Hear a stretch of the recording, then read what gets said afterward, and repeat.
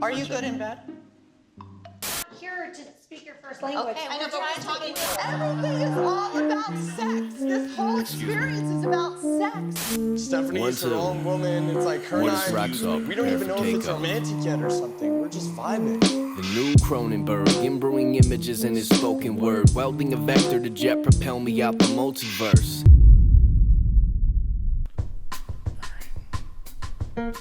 First things first, just want to get this out of the way right off the bat. I need to issue a formal apology to Joey. Joey, I was wrong. All right, I messed up. I was pretty hard on you in my last video. Turns out, you're the homie. None of these ladies deserve you, all right? April can go fall in a hole. She disrespected you, king. You're the only reason I kept watching this show, all right? I'm sorry. Please forgive me. You're the homie, all right? I messed up big time. Also, side note, completely unrelated. Thank God you didn't end up with April.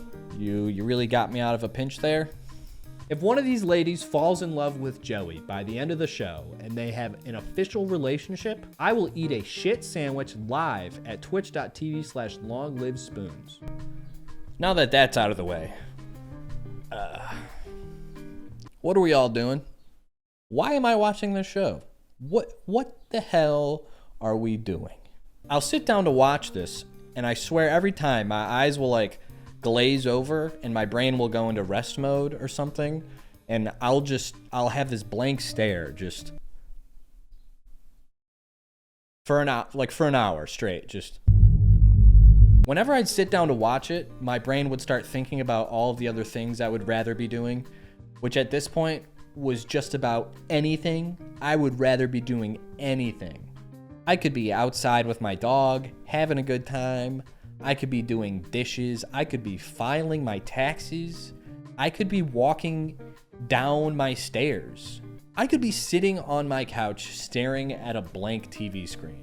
All of those would be far more enjoyable and just less detrimental to my mental health across the board. The show was all over the place. I couldn't keep track of a single thing that was going on. It's almost as if the producers had like note cards in a bucket, and every day they just reach their hand into it and just, all right, let's see what we got here today.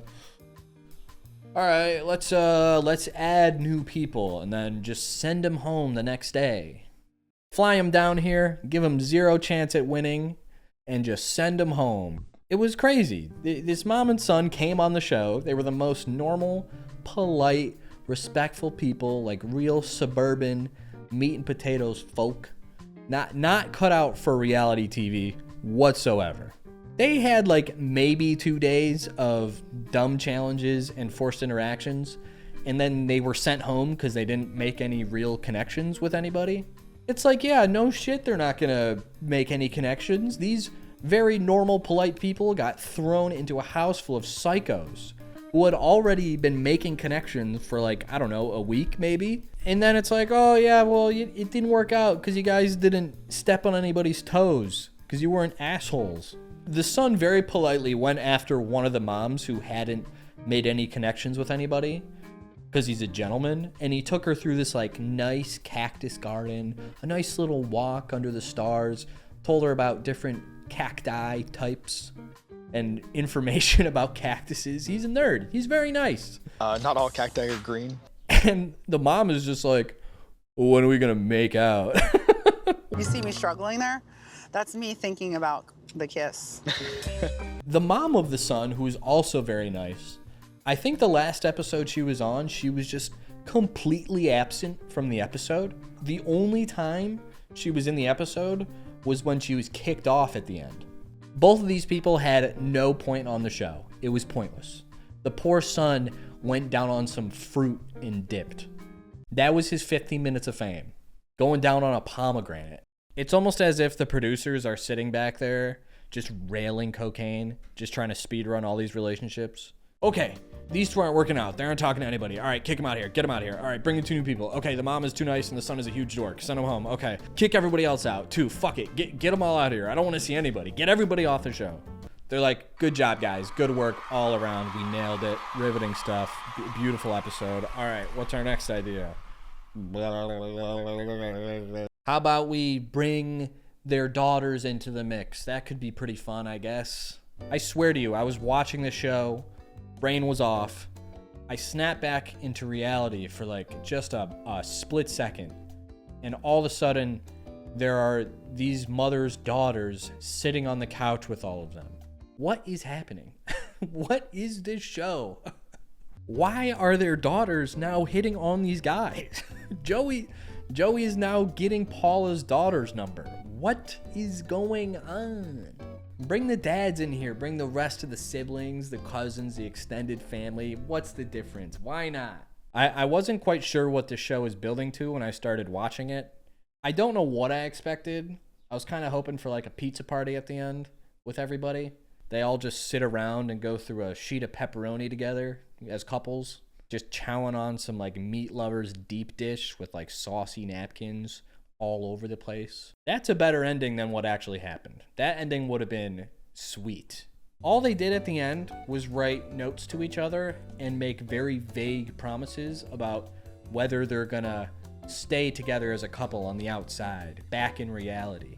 When they started reading these notes to each other, I had that feeling when, you know, when you're watching TV and the screen goes black and you see your reflection, like your gross reflection, just the debauchery that you've been sitting there for like 6 hours, shirtless with chips all over your chest, and you're just like, fuck. I realized I don't give two shits. I don't give one shit, let alone two, if any of them end up together. I don't care. And I care who Flavor Flav ended up with. Okay?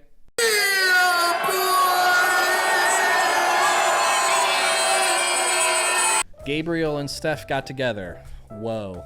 Way to go, partner. Ryan and Paula got together. Called it. Jose committed to Kelly. Whatever. You're insane. Joey is the only one I gave any sort of shit for. Joey got dicked over by April. Her ex-husband was on the show looking like a roadie for 3 days grace. And he disrespected the shit out of my dude. Joey and April are having a date. He like picks April up and starts walking away with her saying, come home with me. Completely just being a real douchebag. And then Joey comes out of nowhere with the people's elbow and he puts her in her place. He is a very good person with a huge heart. And I would love to see that. He didn't care to get to know me at all. So really, in my opinion, excuse my language, but I could give a to get to know him, like, at all. Okay. Excuse my language, but I could give a to get to know him. Then Joey's like, all right, well, fuck this. I'm gonna go get Paula's daughter's number, which he did. What do you want my name under? Papi Joe.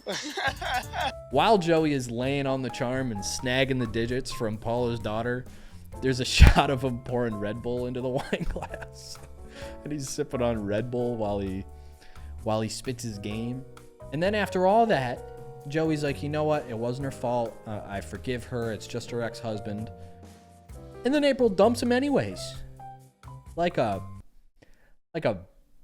bad lady. Joey poured his damn heart out, all right? He stressed the fuck out writing this stupid note to April. It's not my cup of tea, but I guess we'll give it a try. The man writes like a second grader. It must have taken him ages to draw that up. It's an amazing time, this journey, this experience. And then April just throws my dude in the friend zone and gives him a fist bump. There's a clip of her talking about just being best buds at the end of all this, you know, just being really good friends. We're leaving the villa as BFFs. What the hell are they gonna do as just friends together? What could they possibly do? Hey, Joey, what are you up to tonight? You want to come grab a bite at my favorite bistro, and then we can go to my Pilates class together? I'll play the Xbox with you after. We'll grab a couple Nintendos and game until 8 p.m. Ladies, stop. Don't big dog Joey like that, okay? Cool your jets. All the challenges in the later episodes were also gross, but I think I'm just so desensitized to it at this point. I just didn't care at all. What? They're looking through their mom's underwear? What if they touch their mom's panties or run it through their own teeth? No. Ah, man, so gross. Ah, I hate that.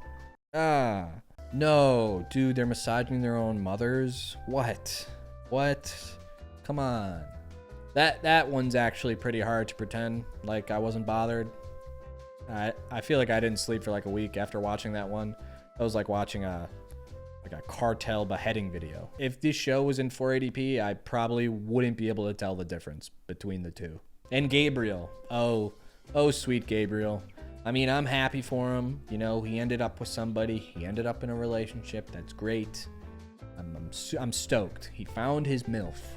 And maybe I'm just the least fashionable, normal white dude on the planet, but the way he dresses, just... Ugh. It got crazier as the show went on. He went from like a playable checkerboard to Western cowboy. I think he had pants where the pant legs were 2 different colors. Maybe I'm just a schmuck and I wear like 5 shirts with like 3 interchangeable hats, but something about that, it's just some stupid fucking bullshit. It's annoying. I don't like it. It's a dumb thing to be mad about, but when I see pants with 2 pant leg colors, I'm like, just pick a side, pick one. You don't need 2. Yeah, it doesn't matter. But Jesus Christ, this whole show, his girlfriend would not stop talking about God's plan. God's plan this, God's plan that. God is dead, lady. Have you seen the show we're watching here? I watched a 20-year-old kid apply sunscreen to a 60-year-old lady. Oh, I love it. Yes. God is long gone. He's out to lunch. He clocked out for the day. The plan is off. It's dead. God wanted you to go left, and you went hard right into a gay blues brother. The thing is, she uses this whole God's plan as like a scapegoat too, to avoid responsibility. In the one episode when they brought on like friends and family and like ex-husbands, her friend came on and asked her a question, like a difficult question, and she was just like, well, you know, it's God's plan. God's got it under control. It's really not up to me at this point. And Stephanie, you see this guy as the one, or just get into the one, or what? What is it? We'll see. We'll see what God's plan is. It was a tough reality check for her. She looked over at Gabriel like, what the fuck am I doing? God works in mysterious ways, I guess. I'm gonna run off to LA with a cowboy. Yeehaw. I just remember her vows and her promise like really sucking too. That was mean, but it was bad. It felt like an untoasted plain bagel. She was like, whoa, wow, this is crazy. Man, this is it, huh? Whoa, what a crazy experience. Hopefully I don't cry. That would stink big time. Man, so this is it. Hopefully I don't cry. Thank you for being so damn amazing. Thank you for being amazing. You're so amazing and awesome and good and cool. You dress awesome. Your face is awesome. Let's meet up in LA after this and be awesome together. I really don't want to touch on Jose and Kelly's relationship because I'm confused. If you watch the show, you're also probably very confused. They promised to move across the country together to be with each other, which first of all is bullshit. That's not happening. Sorry. It's just, that's a lie. That's a bold-faced lie. But it also just doesn't make any sense. I don't understand. Jose is this like thoughtful, suave, good-looking dude. And I'm pretty sure Kelly's note started off with, wow. From the first time I saw you, I was like, wow. Maybe I'm being too harsh about their notes, but Jesus Christ, that's the best you've got? You had a whole night to write a meaningful note, and the first word that came to you was, wow. Did Stephanie ghostwrite your note for you? What's the deal? I know I'm being pretty negative, and this show absolutely deserves it, full stop. But to ease a little bit of that negativity, you know, Ryan and Paula had a good thing. Okay, I'll admit it. I called it. I know these shows are heavily scripted. I'm not dumb. But if there's any good part of this show, over the course of 10 hours, maybe that one singular moment was fine. It was just fine. I'm a sucker for this kind of TV, though. I am a sucker for shitty, terrible reality TV. I'm watching a show right now called Alaskan Women Looking for Love. It just started playing after MILF Manor one night. It's just like the most scripted bullshit you've ever seen. They fly these like rural Alaskan women to Miami to get railed by beefcakes, and it's just the whole girl out of place cliche, you know, oh, we're not from around here thing, you know, it's just, it beats you to death with that trope. But the women are kind of likable, and that's all I need to watch it. That's the level I'll stoop to. That's how far I'm willing to go down on the quality bar. Alaskan women dating. MILF Manor is a poopy show. It is a poop covered in fucking bedazzled jewels. The shine will catch your eye for like a split second, and you're like, oh, this is so gross. Ugh. Mothers and sons dating. Ooh. It was gross. I was about it. I love awkward, gross shit. I'm into it. I made a whole other video about it. I was excited to make that video. Then that shine just fizzles away like a lame wet fart, and you're left with a big turd in your toilet. Just a big, boring turd. No substance. Just poop. The challenges mean nothing. The relationships mean nothing. The concept got boring. I'd rather watch anything else. I saw something on Discovery Plus called Pete Rose Hits and Misses. I have no idea what that is. I've never even watched it. But there's no way it can be less dog shit than MILF Manor. And the cover art for that show is super dog shit. I don't know. That's all I've got. I'd recommend just about any other show than this one. Go watch a cartel beheading video. At least you'll feel something. Thank you guys for watching the video and watching till the end. You did it. If you liked the video, like and subscribe down below. Hit the icon, the bell icon, to get notified when I post. All right. Thanks for watching. I'll see you guys in the next video. Peace. Woke up from a dream, I was a sculptor and my shoulder hurt. Bombast, barbed wire, chest hair, and open shirt.